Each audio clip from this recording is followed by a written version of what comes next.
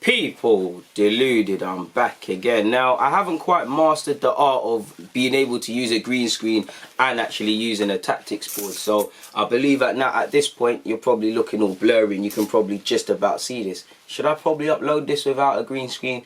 Potentially, that might be a sensible idea, but we'll see when it gets to the editing phase. Now, for me, people, in fact, before I even raise this, in an ideal world, I want to play 4 at the back. I believe Arteta wants to play 4 at the back. You know, we shouldn't be a team that's always setting up defensively. I say that, for me, it doesn't even matter free play at the back, because you look at Man City, for obvious reasons, we're not in the same conversation as Man City. But whether they play 3 at the back, 4 at the back, or whatever, the intentions are still the same. And you can even say that with Arteta. Now, don't get it twisted, you know, if we was to look without emotion at the Chelsea games, the City games, the Liverpool game at the weekend, we've been under extreme amounts of pressure. We've had, I won't go as far as to say it's always been backs against the wall defending, but we've conceded possession and cleared our lines. Yes, it hasn't been perfect. Yes, it hasn't always been pretty. Yes, there's been improvements, but we've improved in that regards. But in the face of it, I won't go as far as to say we've dominated possession and stuff, but you look at some of the goals we scored. The move we put together for Aubameyang's goal against Liverpool, the goal, I can't even, was it Aubameyang who finished it against City as well? Do you get it? Even to a degree, the move where Tierney played it in, Tierney done very well with Pepe and played it through for Aubameyang against Chelsea. Forgive me if I'm wrong. Can't remember if it was Chelsea or City. It's been a while ago. But their moves there are not by accident. That's repetition. That's Arteta's blueprint, you know. Arteta's taking what Emre, you know, give credit to Emre. The one thing I'll give him is that, and he used to get criticised by a lot of people, he wanted to play out from the back. That's the one thing I think Emre was certain or trying to install, you know. The Leno came in, you know, to a degree we followed through. So that's not an accident, that's a blueprint, that's hours on the training grounds and things. So that tells me he wants to be an attacking side. I think he wants to dominate possession. I don't think he wants to make us a counter-attacking team, but I think when a team gives us an opportunity to break, as you've seen when building up from the back, I think he wants us to be brave, be bold, be powerful and really make it count.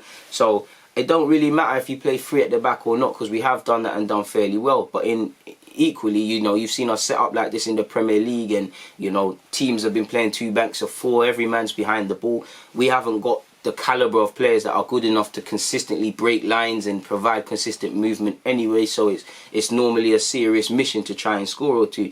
So I don't know if he's going to persist with 3 at the back. Again, I don't know if we'll see 3 at the back against Fulham. I think on one hand we will. On the other hand, you know, he couldn't change against Liverpool because players didn't have too long training. We've just got back into this mini pre-season, so there wasn't much time.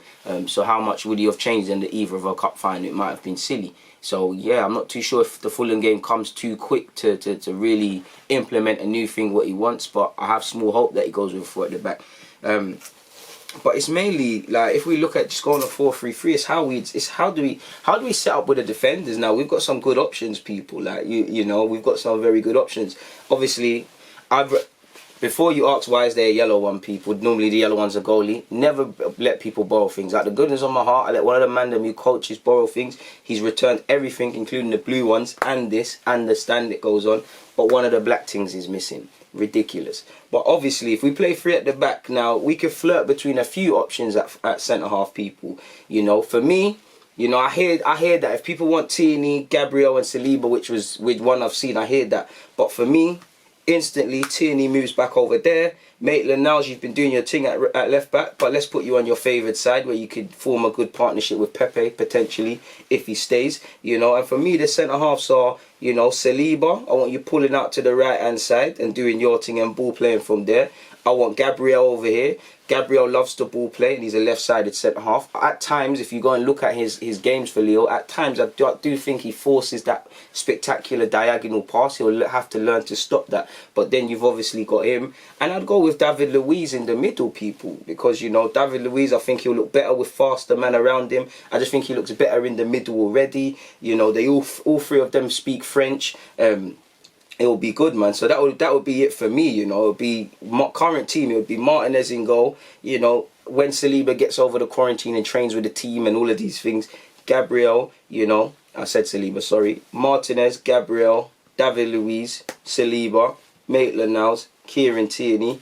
midfield is what will let us down, because El Nene, you know, from what I hear, how he's played against QPR, he played quite well, and that comes off the back of a good game against MK Dons and Liverpool. But if we're honest, Xhaka needs an upgraded partner. You know, him and El Nene is not going to be a top 4 quality pairing. You know, they could do a job game to game, but over 38 game period, if you was betting your life, you wouldn't have that. Ceballos is apparently coming back, so it'd probably be Ceballos and Xhaka. Torreira, I like Torreira, but he seems to be a tactical mishap.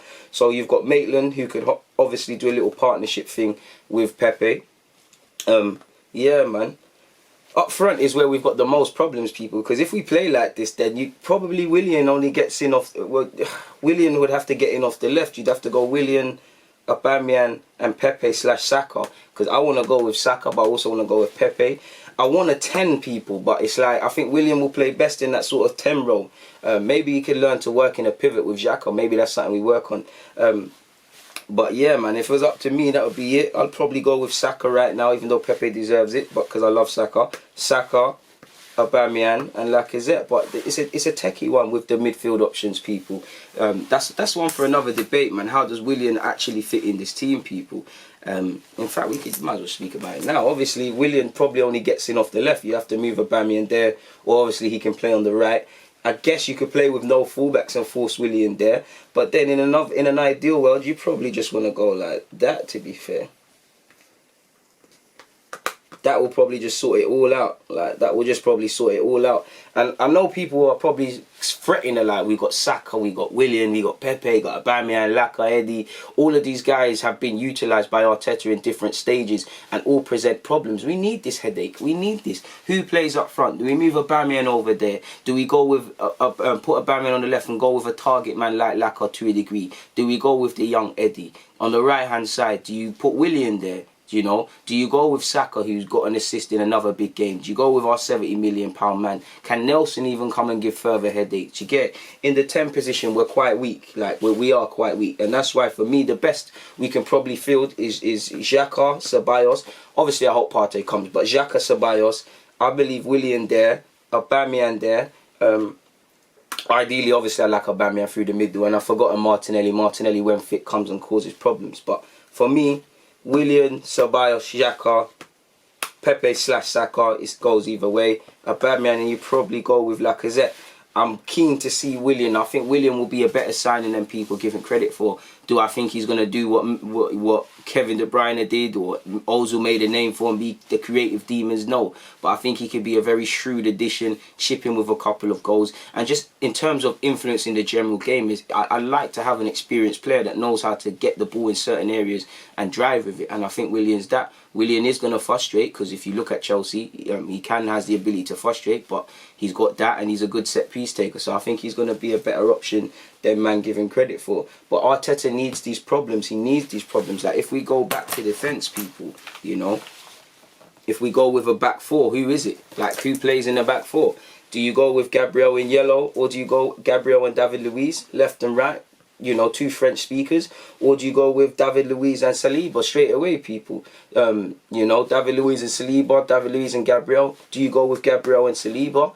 You know, if you do that, you know they're going to be naive. You know, I've said Gabriel at times can get caught trying to play these over-the-top passes. Sometimes he likes to bring the ball out and leaves gaps, which can be exploited and get flat-footed. Saliba's the same. So there's some good problems to have, people, really and truly. You know, when David Luiz goes, it's an even interesting more debate. And if we was to talk about 3 at the back, you could have even more of a conversation. There's still every debate to keep Maitland-Niles at left back, play Tierney in the centre half with Gabriel and Saliba. You know, there's even talk to bring Holding. But for me, the 3 centre halves should be David Luiz, Gabriel and Saliba when all fit, Tierney at left back.